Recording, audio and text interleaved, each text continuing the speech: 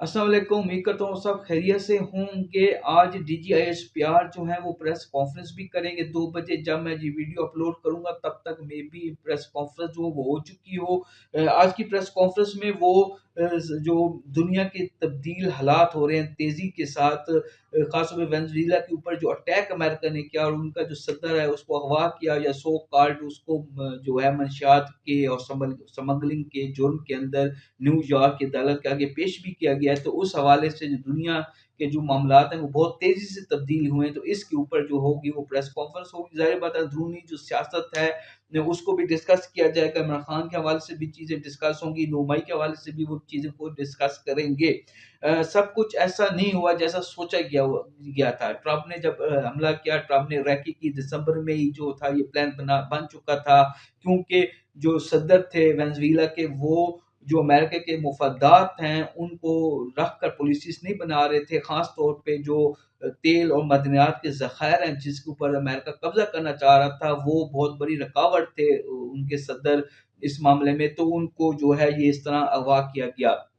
अब इस अगवा करने के बाद जो है ट्रंप की जो पोजीशन है वो बहुत वीक हो गई है। एक तो वेनेजुएला की फौज ने अटैक कर दिया है उनकी जो फ्रंट की चौकियां थी अमेरिका की उसके ऊपर। दूसरा ये है कि जो एहतजाज पूरी दुनिया में जो है वो शुरू हो गया ट्रंप के खिलाफ। लोग ये कहते हैं कि हमने ट्रंप को, जो अमेरिकन खास तौर पे है वो ये कहते हैं कि हमने ट्रंप को जो वोट दिया था वो अमन के लिए दिया था, नहीं कि दूसरे मुल्कों के ऊपर अटैक करने के लिए और ऑयल के लिए और गैस के लिए, मदनियात के लिए जो खून है उसको नहीं बहा जा सकता। तो इस हवाले से सलामती कौंसिल का जो है वो इजलास भी बुला लिया गया, हंगामी इजलास भी बुला लिया गया, लेकिन उसकी वैल्यू क्या है? यूनाइटेड नेशन की जो सलामती कौंसिल के इजलास की जो वैल्यू क्या है आप सबको पता है। वो सिर्फ तकरीरें होंगी अमेरिका के खिलाफ, लेकिन जो अमली इकदामात हैं वो नहीं किए जा सकेंगे। अमेरिका ने इवन देन अब जो उनकी मौजूदा सदर हैं वेनेजुएला की, उनको भी धमकी दी है कि अगर उन्होंने भी जो मामलात हैं वो अमेरिका के हक में ना किए और जो अमेरिका जिस तरह चाहता है, जो डॉलर का रेट लगाना चाहता है मदनियात के ऊपर और ऑयल के ऊपर, उसको अगर अमेरिका की जो मफादात हैं उसको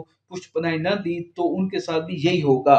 तो पूरी दुनिया में, यूरोप में, अमेरिका में, इस्लामी ममालिक में जो अमेरिका के खिलाफ जो हैं वो हंगामे शुरू हो गए हैं, जल्द से जुलूस शुरू हो गए हैं और एक बहुत बड़ा जो है वो सेट बैक हुआ है ट्रंप को। और मैं आपको इस वीडियो के अंदर अपनी पेशन गोई दे रहा हूँ, खबर नहीं दे रहा कि ट्रंप 2026 के अंदर जो है वो घर जा सकते हैं।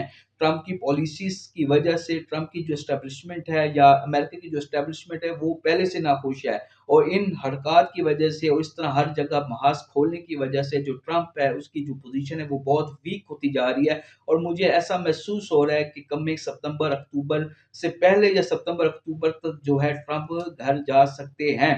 अब इन मामलात की वजह से जो पाकिस्तान की पोजीशन है वो बहुत ज़्यादा नाजुक भी अहमियत अख्तियार कर गई है, लेकिन बहुत ज़्यादा नाजुक भी हो गई है। अब पाकिस्तान ने अमेरिका और चाइना के अंदर जो अपनी सफारतकारी है उसको बैलेंस करना है। फिर इसी तरह सऊदी अरब और यूएई का जो मसला चल पड़ा है उसके अंदर भी अपनी सफारतकारी को बैलेंस करना है। तो इस सब चीज़ों के लिए पाकिस्तान के अंदर अंदरूनी तौर के ऊपर जो मामलात हैं वो ठीक होने चाहिए, सियासी तौर के ऊपर जो मामलात हैं ठीक होने चाहिए।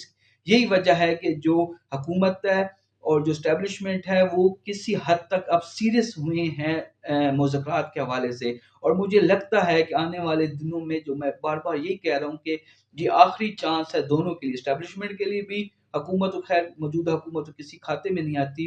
एस्टेब्लिशमेंट के लिए भी, इमरान खान के लिए भी, इस चांस को अवेल करें और जो दुनिया के हालात हैं और जिस तरह मुल्क के हालात बन गए हैं तो मुल्क की खातिर जो मुज़ाकरात हैं उनको कामयाब किया जा सके, ताकि सियासी जमातें एक पेज पर, एस्टेब्लिशमेंट और सियासी जमातें एक पेज पर आ जाएँ।